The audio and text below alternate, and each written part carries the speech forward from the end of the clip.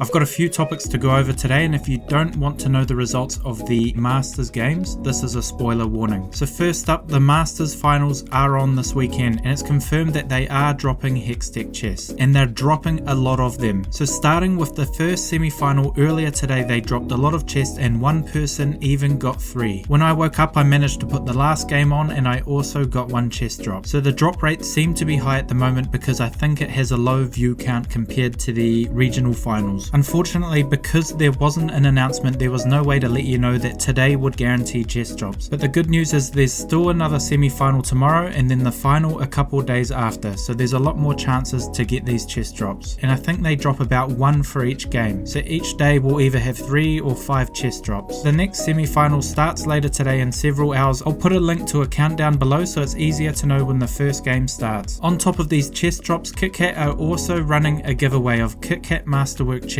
Now normally these are meant to be EU only, but since Riot changed codes to global, anyone can claim them, so I'll post a link to this below as well. And speaking of esport drops, for some reason we don't know what the MSI esports capsule looks like, and we were meant to find out a few days ago, but for some reason that hasn't been revealed yet. Julex posted this tweet saying that it could be a missing asset, but it's still not on the PBE files yet. This is very strange because MSI starts next week and we still haven't seen the esports capsule and its contents yet. I think the worst case scenario is it'll get revealed later and they'll drop later on in the tournament, which I think has happened a few years before. Now moving on to this ranked exploit, which I think has been live since the last patch. About a year or so ago, Riot removed the ability to see your team's names in Champ Select. They wanted to hide this so people couldn't look them up on sites like OPGG and work out if they were bad teammates or trolling or whatever. Well, ever since the latest patch drop, you can actually see your teammates' names in Champ Select. If you open the Riot client, which you can do in the system tray, it'll show your friends list, and once you get into Champ Select, it'll add 4 players which are your teammates from that lobby. I tested this out on an account I don't use anymore, and I cleared the friends list. I don't use this account at all, so I've got 0 people on the account, and when I got into a lobby, 4 new names popped up and I was able to see who was in that Champ Select lobby. So if you really wanted to, you could look up those names on sites like op.gg and see if they're trolling or whatever. I'm pretty sure Riot are aware of this bug because it got posted on the bug mega thread on Reddit, so I'm guessing it'll get fixed soon or with the next patch. And speaking of Reddit, there was a post about Vanguard that got removed by the moderators for some reason, and this post had about 1,000 upvotes before it got taken down. And the person posting this said Vanguard makes the game unplayable. If they exit Vanguard, the game can be played smoothly until the game exits on its own because it detects that they exited Vanguard. 100% Vanguard is the cause of this problem. So I can't confirm, or I don't know what is going on here. They're obviously on the Philippines server or maybe the PBE and they're having this issue. I don't know exactly why it got removed. It says something about tech and account support related posts are not allowed, so that's probably the reason. And speaking of viral posts, I saw this tweet about League that kind of blew up. It had 78,000 upvotes, which is really a lot for a League of Legends related tweet. And this person is a freelance artist, and they responded to a tweet asking what's your worst WTF freelance artist moment, and they said getting laid off by Riot Games working on skins for League of Legends, only to get approached by an outsourcing company within hours of the layoff to do skins for League of Legends for a flat rate per skin, lol. So this tweet blew up. It's kind of crazy that Riot did this, and I'm not sure what the reason was, but it is very interesting. And someone said this is the worst one they've read and they run an outsourced studio, so it really does highlight how bad this was. And even SpiderX says this raises so many questions, and the person responded saying it's not the outsourcing company's fault and there's a chain of exploitation all the way down. So this post was really interesting. You might have seen it already, but I thought I'd share it again here. And while we're on Twitter, the official League of Legends account announced that Riot Brightmoon has left League of Legends, and I do wish him all the best in whatever he chooses to do next. Moving on, the patch preview for 14.9 has been posted, and there's buffs for Amumu, Karma, Kennen, who will also be receiving a new R animation, Malzahar, Sejuani and Seraphine, and then champion nerfs for Ahri, Aurelion Sol, Blitzcrank, Evelynn, Jinx, Kassadin, Master Yi, Olaf, Pyke, Skarner, Taliyah, Twitch and Urgot. And then champion adjustments, about 30 champions will be easy to click on because they're having their model size changed. So for example, Aurelion Sol, Briar, K'Sante, Neferi and Warwick will be larger in gameplay, and Darius and Yuumi will be smaller. Then there's adjustments for Akshan, Bel'Veth, Janna and Nilah. Then system buffs for Death Stance, and system nerfs for Eclipse, Sundra Sky and Styrax Gauge, and system adjustments for for Hexdrinker and more of Malmorius, and these will be live with the new patch next week. Thanks for watching, see you next time.